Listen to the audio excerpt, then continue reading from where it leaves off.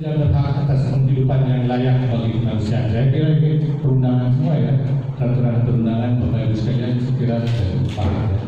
Tapi perlu kita ingatkan lagi, setiap pekerja berhak memperoleh perlakuan yang sama dengan dalam penerapan sistem keuangan tanpa diskriminasi. Setiap pekerja berhak memperoleh upaya yang sama untuk pekerjaan yang sama nilainya. Oke, filosofinya ini. Nah, kemudian Robert Greene ini mengatakan bahwa kalau kita membangun satu sistem pengupahan, maka perlu kita melihat hal lain. Internally equitable, punya keadilan. Ya. Kemudian externally competitive. Apa yang disebut dengan internally equitable dulu? Secara internal berkeadilan. Jadi artinya bahwa satu karyawan dengan karyawan itu diberi upah didasarkan dari segala sesuatu yang hasil kontribusinya dia atau dengan kali dengan pekerjaannya dia. Jangan pekerjaan yang sama diberikan upah yang berbeda, terutama kalau misalnya ya kalau tidak ada perubahan pada saat dia atau masa kerjanya yang mempengaruhinya dia gitu ya. Kemudian externally competitive, nah ini yang saya maksud tadi dengan ini nih.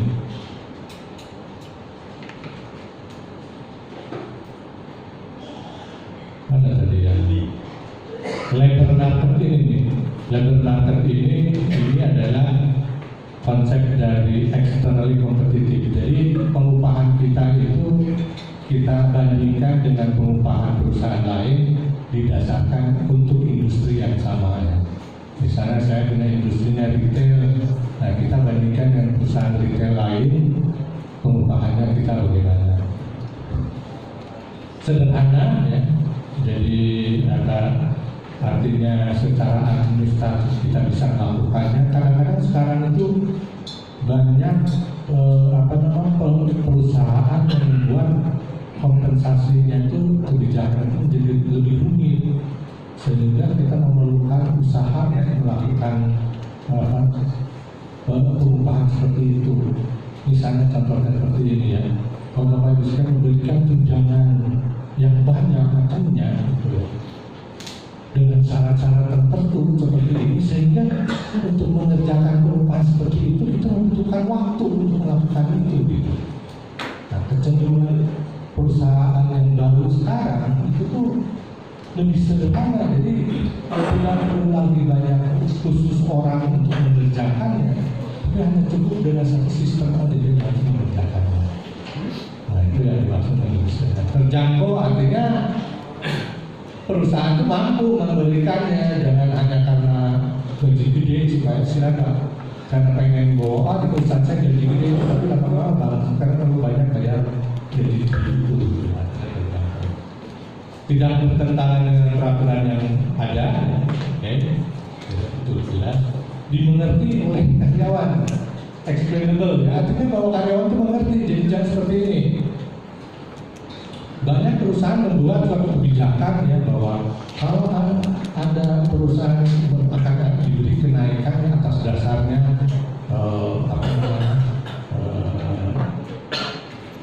produktivitas naik, ditambah kemudian misalnya sundulan upah minimum dan segala macamnya yang membuat kita terus apa sih maksudnya gitu.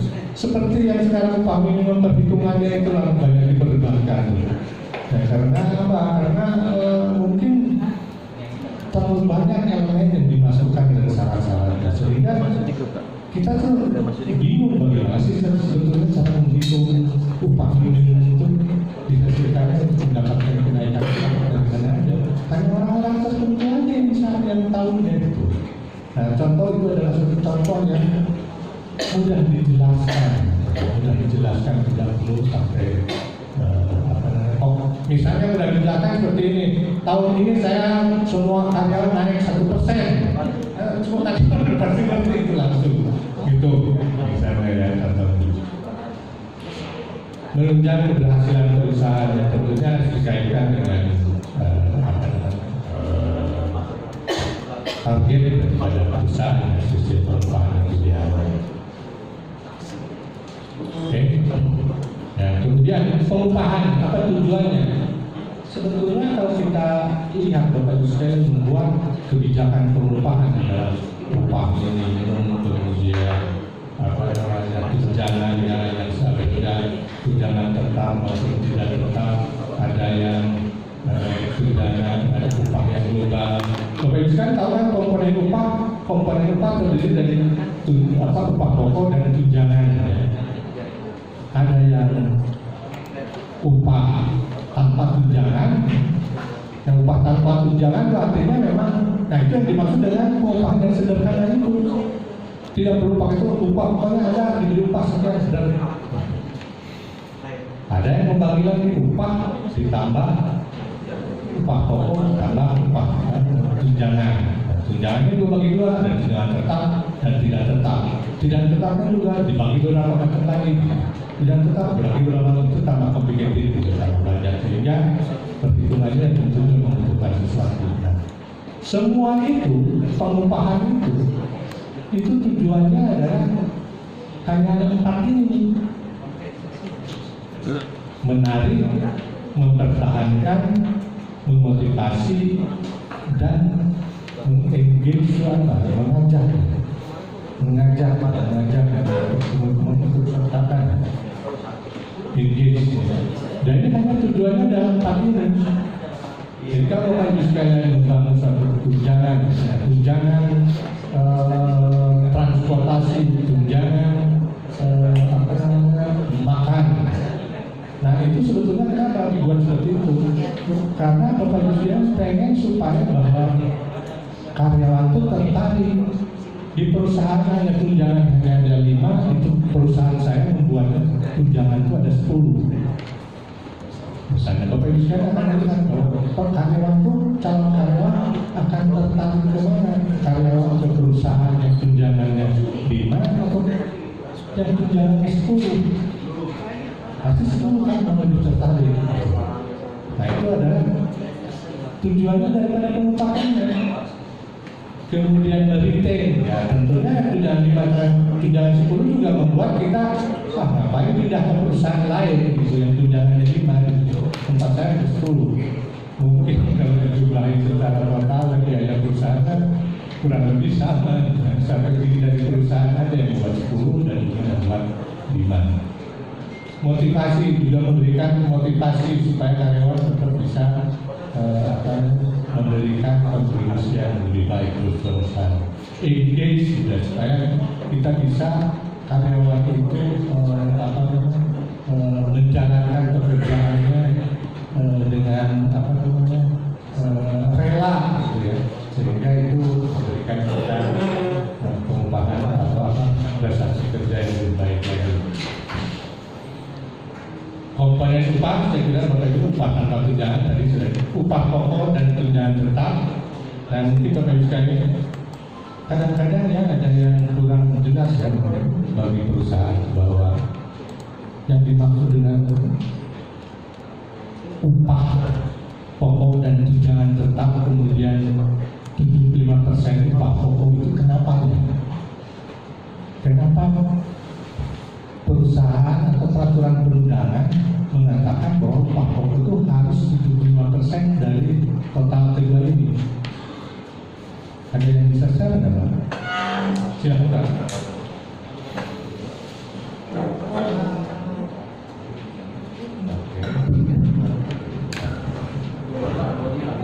Jangan tertawa.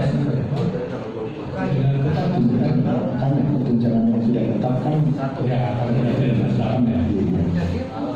Bukan alasannya yang ditetapnya itu adalah karena 75% upah pokok itu memberikan upah kepada apa yang dia pekerjakan. Bahwa Anda bekerja sebagai misalnya sekretaris, maka upahnya itu adalah upah pokok. Kalau tunjangan itu adalah pemanis, baik tunjangan tetap maupun tidak tetap, merupakan suatu pemanis saja. Jadi bahwa yang tadi tujuan untuk ini attract, motivate, retain sama engage itu tunjangan tetap, tunjangannya. Yang pokoknya itu adalah membayar itu peraturan perundangan membatasi supaya tunjangan itu hanya 25% saja, karena pekerjaan kita pun dibayar oleh 75%. Bayangkan kalau dibalikin, kalau perusahaan melakukan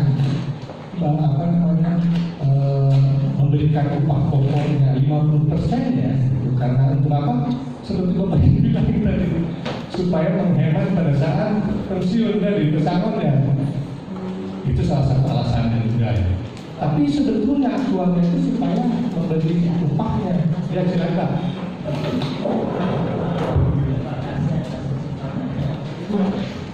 Ya, terima kasih atas kesempatannya. Memang menarik ya Pak berkaitan dengan upah. Cuman dengan segala hormat saya ingin izin akan sama. Saya Ardiansyah dari PN Manokwari, Papua Barat, Timur Indonesia. Jadi yang saya pahami, izin Pak mungkin sedikit agak berbeda, namun saya tentu menyampaikan ini untuk mendapatkan pencerahan lebih lanjut dari Bapak ini. Nah, mungkin yang menjadi pemanis dalam konteks upah itu adalah tunjangan tidak tetap, Pak. Jadi komponen upah yang komponennya terdiri atas upah pokok dan tunjangan tetap. Tunjangan tetap pun sebenarnya itu adalah bagian dari pokok, karena tunjangan tetap itu sesungguhnya adalah bagian dari turunan upah minimum. Jadi 100% itu Pak, itu adalah penggabungan antara upah pokok dan tunjangan tetap.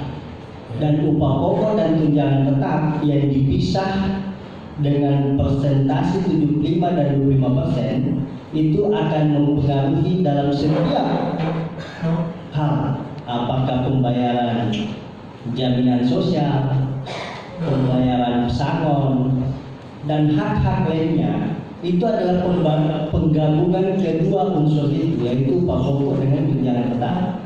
Berbeda dengan tunjangan tidak tetap, itu tidak mempengaruhi. Sehingga saya memahami bahwa yang menjadi pemantik dan pemanis itu adalah tunjangan tidak tetap. Tetapi tunjangan tetap itu adalah bagian dari satu kesatuan yang tidak bisa dipisahkan dengan upah pokok. Sehingga kalau kita membaca komponen misalnya penetapan upah minimum, sekalipun dia dipisahkan, maka gabungan antara upah pokok dan tunjangan tetap itu akan sama dengan upah minimum. Itu yang saya pahami Pak. Mohon penjelasannya, terima kasih. Oke.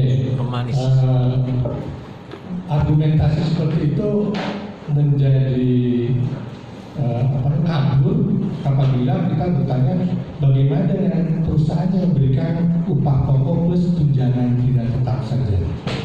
Bagaimana dengan perusahaan yang memberikan upah tanpa tunjangan.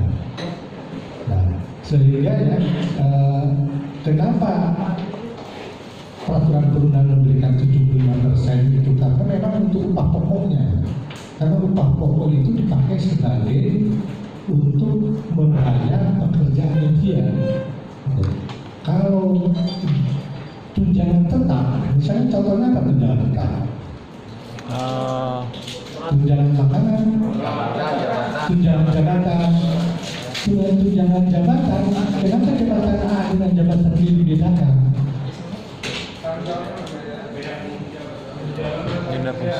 Tunjangan masa kerja misalnya. Kenapa itu dibedakan? Kenapa dibuat tunjangan? Kenapa tidak tunjangan tanpa tunjangan atau upah gelondongan itu aja? Karena memang upah pokok itu yang diperhatikan sebetulnya.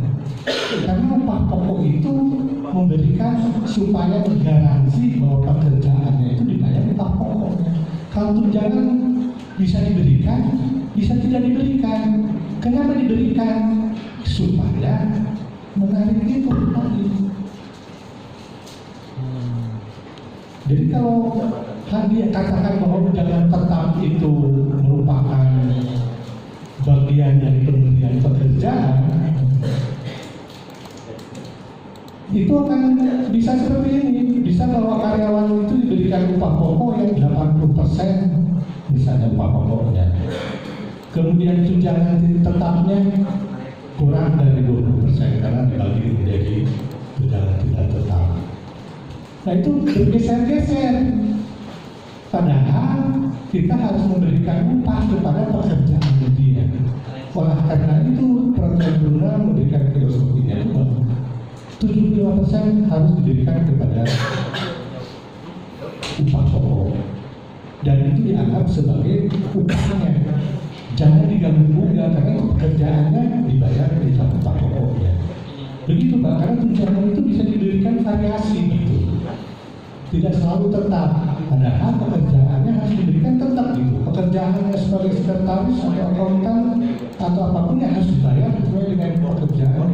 Jangan dikurangi, jangan dikurang-kurangi, dilebihin boleh, tapi jangan dikurangi. Jangan karena perusahaan ingin memberikan suatu pemanis yang lebih bagus atau berhemat sehingga tunjangannya digedekan gitu.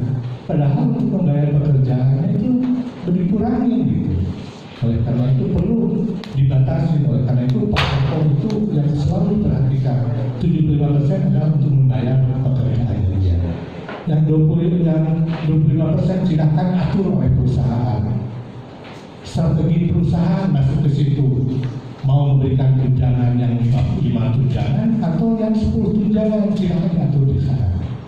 Caranya mengatur-aturnya ya terserah perusahaan. Oleh karena itu selalu yang perhatikan 75%. Karena untuk membayar pekerjaan, jangan sampai pekerjaan itu dibayar dikurang-kurangin gitu loh. Itu Bapak Ibu berdasarkan sudah enggak, mungkin ada yang sudah dengar atau yang belum ya. Struktur dan skala upah. Struktur dan skala upah itu upahnya yang disebut upah di dalam struktur dan skala upah itu adalah upah pokok. Karena dia itu membayar pekerjaannya. Nanti kita sama lihat bicara lebih banyak dari struktur skala upah. Kita lanjutkan dulu ini. Upah pokok tunjangan tetap dan tunjangan tidak tetap 75%, upah pokok dan tunjangan tetap ya, harus 75%. Ya. Kemudian upah pokok dan tunjangan tidak tetap. Oke, dari 17 ya. Penghasilan upah, tunjangan hari raya keagamaan, insentif, bonus, variabel ya, uang pengganti fasilitas kerja, uang servis untuk usaha tertentu. Kayaknya di restoran atau di hotel ya membedakan ya. Jadi upah mungkin ini yang kadang-kadang dua ini ya. Saya pernah membaca di dalam satu peraturan perundangan di mana PP 36 itu pengupahannya itu dikatakan sebagai wages. Nah, karena secara umum pengertian wages itu lebih banyak ke upah yang diberikannya itu atas satuan waktu gitu. Jadi artinya benar-benar uangnya yang diberikan itu upahnya langsung gitu ya. Secara umum ya, saya nggak ngerti kenapa diterjemahkan pengupahan. Padahal pengupahan kan kita bicara yang lebih luas ya. Banyak sekali yang dimaksud dengan pengupahan. Ada yang non finansial, ada yang intrinsik. Itu maksudnya pengupahan semua. Dijualkan secara tetap, waktu tertentu, bulanan, mingguan. Kalau itu biasanya selesainya pekerjaan. Rate ya itu didasarkan pada jumlah unit dari hasilnya. Misalnya kalau di dalam contoh kita mungkin pemetik kelapa ya, itu kan dibayarkan atas jumlah kelapa yang dipetik. Tapi dalam bentuk kontrak seperti saya ini, saya itu pakai fee, pakai bahan pokok atau salary ya. Kebijakan pengupahan, nah, ini adalah satu kebijakan pengupahan yang juga merupakan program strategis nasional ya. Ada 7 ya, upah minimum, saya kira Bapak Ibu sekalian sudah tahu ya. Kemudian struktur dan skala upah, ya, nanti kita baca lagi. upah kerja lembur, saya tadi sempat lihat ada yang tanya, upah tidak masuk kerja dan atau tidak melakukan pekerjaan karena alasan tertentu, ya tadi kita sempat singgung pada bentuk dan cara pembayaran upah, hal-hal yang dapat terhubungkan dengan upah sebagai dasar perhitungan, yaitu pesangon tadi yang bicara pesangon. Coba kita lihat sedikit mengenai upah minimum, upah rendah bulanan yang terdiri dari upah tanpa tunjangan atau upah pokok plus tunjangan. Juga kita sampaikan bahwa upah minimum itu harus masuk di berlakunya bagi pekerja dengan masa kerja kurang dari 1 tahun. Jadi PP 51 mengatakan bahwa karyawan yang di bawah 1 tahun masa kerjanya diberi upah minimum berlakunya. Masa kerja yang lebih dari 1 tahun berpedoman pada struktur dan skala upah secara peraturan. Pekerjaan ada tanya ini kalau yang ini dari PP 2, ini dari PP 36 ya. Yang tengah ini dari PP 51 nih. Bekerja dengan rasa kerja kurang dari 1 tahun dan memiliki kualifikasi tertentu untuk syarat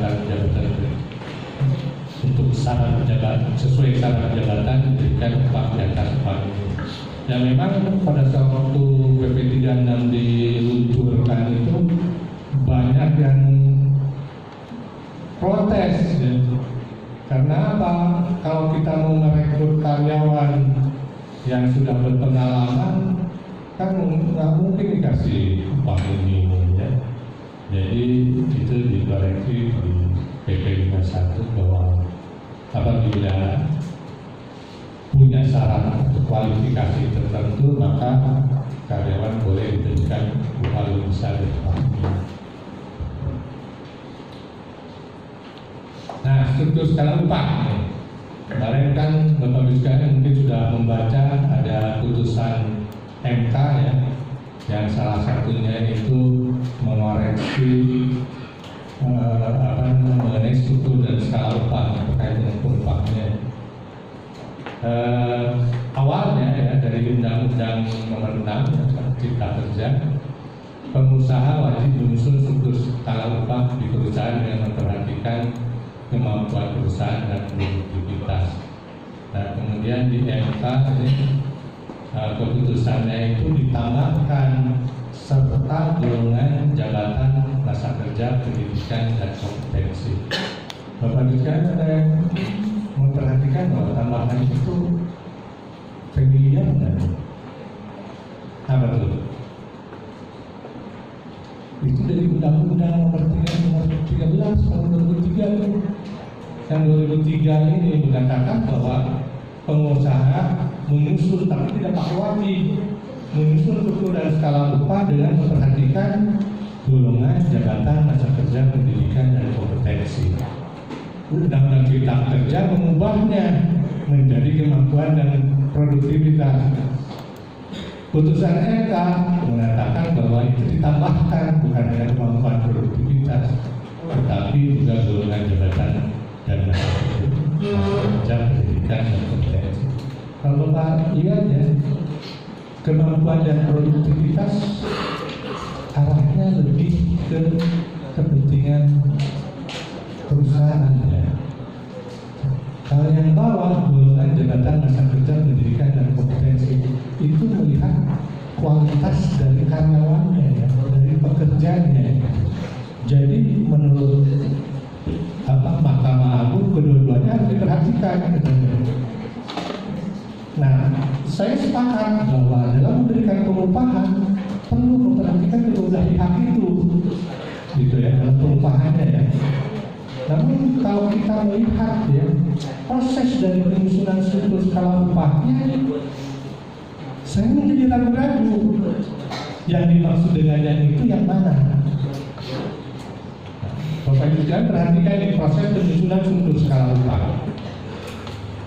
Ini struktur skala upahnya dibangun atas dasar evaluasi jabatan. Evaluasi jabatan dilakukan silakan dilakukan setelah melakukan analisa jabatan. Kalau kita lihat dua-duanya ini bicara mengenai jabatan. Nah, kalau bicara jabatan, apa hubungannya dengan karyawan? Itu dalam masalah karyawan. Betul nggak? Jadi Bapak Ibu sekalian ya, struktur dan skala upah itu dibangun melalui proses yang namanya evaluasi jabatan. Apa yang evaluasi jabatan? Evaluasi jabatan itu mengevaluasi, mengakses setiap jabatan yang ada dalam perusahaan. Jabatan ini pekerjaannya apa, pekerjaannya seperti apa, menggunakan apa, segala macam. Itu diakses. Kemudian dibobot tingkat kompleksitas dan tingkat kesulitannya, tingkat tanggung jawab dari jabatan tersebut. Nah, kalau kita bicara soal jabatan, apakah kita menentukan masa kerja?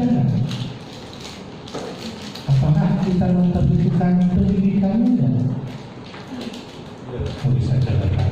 Kalau dianggap sebagai suatu bahwa jabatan tersebut memerlukan spesialisasi tertentu, bisa bahwa jabatan ini butuh sarjana IT misalnya. Bukan sarjana IT nggak bisa melakukan pekerjaan. Sepakat. Dan itu memang dilakukan asesmen untuk itu. Kemudian masa kerja, ngomong masa kerja ngomong apa? Bicara apa? Kalau kita mendengar istilah masa kerja, Bapak Ibu sekalian, kita bicara masalah apa? Lama bekerja dari seorang karyawan, kan? Nah, itu yang membuat saya ragu-ragu. Pengalaman, kan? Bicara pengalaman. Apakah pengalaman yang diperlukan oleh untuk memegang jabatan tersebut, kan? Atau pengalaman karyawannya yang harus diperhitungkan? Ini bicara mengenai jabatan ya, Bu ya. Jadi sebetulnya kalau kita lihat, sebetulnya dimaksud masa kerja ini adalah masa kerja yang dibutuhkan oleh jabatan tersebut supaya melaksanakan pekerjaannya dengan baik. Nah, kita menjadi kabur karena apa? Karena kalau kita ngomong masa kerja pendidikan selalu terkait dengan karyawan gitu. Nah, apakah itu yang dimaksud dengan putusan putusan MK itu tuh bukan? Kalau kita melihat keputusannya, saya sempat baca tuh sedikit selintas gitu. Dia selalu mengatakan bahwa kualitas karyawannya itu perlu diperhatikan. Kualitas dari karyawan berarti kan individunya, bukan jabatannya. Struktur skala upah bicara mengenai jabatan. Saya kira Bapak Ibu sekalian perlu mencermatinya, ya, terutama Bapak Ibu sekalian yang di paling depan ini perlu memahami lebih secara.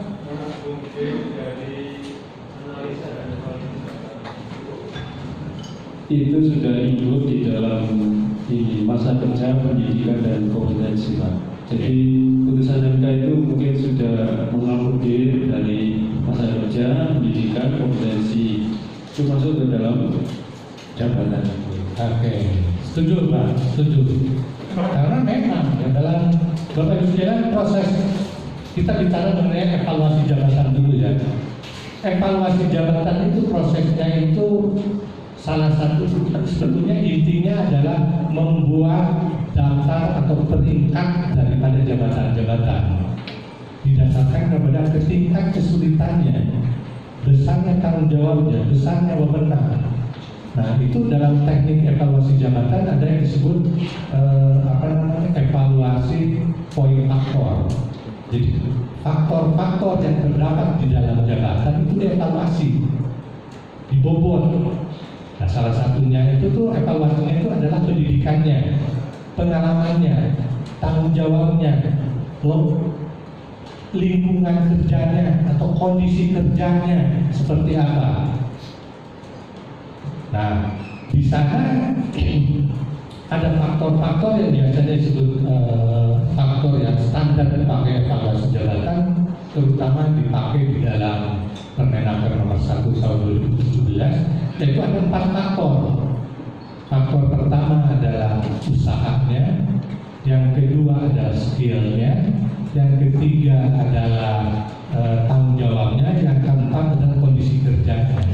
4 faktor ini dipakai sebagai dasar dalam melakukan evaluasi satu jabatan. 4 faktor ini juga diakui oleh ILO dan juga oleh perundangan Amerika, ya, bahwa 4 faktor ini kalau dipakai dalam menentukan upahnya. Oleh karena itu 4 faktor ini dipakai sebagai dasar dalam melakukan evaluasi jabatan. Hasil itu adalah menganalisa jabatan itu butuh pendidikan apa, jabatan itu membutuhkan pengalaman berapa lama, jabatan tersebut usaha dalam melakukan pekerjaannya seperti apa, seberapa besar tanggung jawabnya, seberapa besar wewenangnya, seberapa nyaman dia pada saat dia bekerjanya. Jadi artinya tingkat kenyamanan dari suatu pekerjaannya. Apakah jabatan tersebut memberikan satu pekerjaan yang memberikan risiko kepada pejabatnya atau tidak. Nah, itu juga dievaluasi. Itu yang dibobotnya menghasilkan suatu hasil peringkat. Nah, tetapi tidak ada hubungannya dengan karyawannya. Nah, oleh karena itu Bapak Ibu sekalian, ya, mengenai soal yang ini, kita perlu berhati-hati. Apakah itu menyangkut karyawan atau tidak? Jadi sebetulnya mana yang betul itu? Karena di dalam putusan mahkamahnya itu selalu mencantumkan melibatkan karyawan. Saya kira mungkin ini juga perlu Bapak Ibu sekalian simak atau perhatikan, ataupun mungkin analisa kali ya. Karena pengertian terutama ini hubungannya struktur dan skala upah. Struktur skala upah itu selalu bicara mengenai jabatan, dan yang struktur skala upah itu selalu bicara upah pokok. Kenapa saya menyampaikan tadi bahwa upah pokok itu merupakan pembayar dari pekerjaannya? Ya karena memang ini filosofi daripada struktur skala upah itu adalah bahwa secara internal kita harus berkeadilan. Nah, artinya berkeadilan bahwa kan pekerjaan A dan pekerjaan B itu dibedakan dibedakan upahnya karena pekerjaannya yang berbeda. Seberapa beda? Nah, itu yang perlu hasil evaluasi jabatannya yang dilakukan.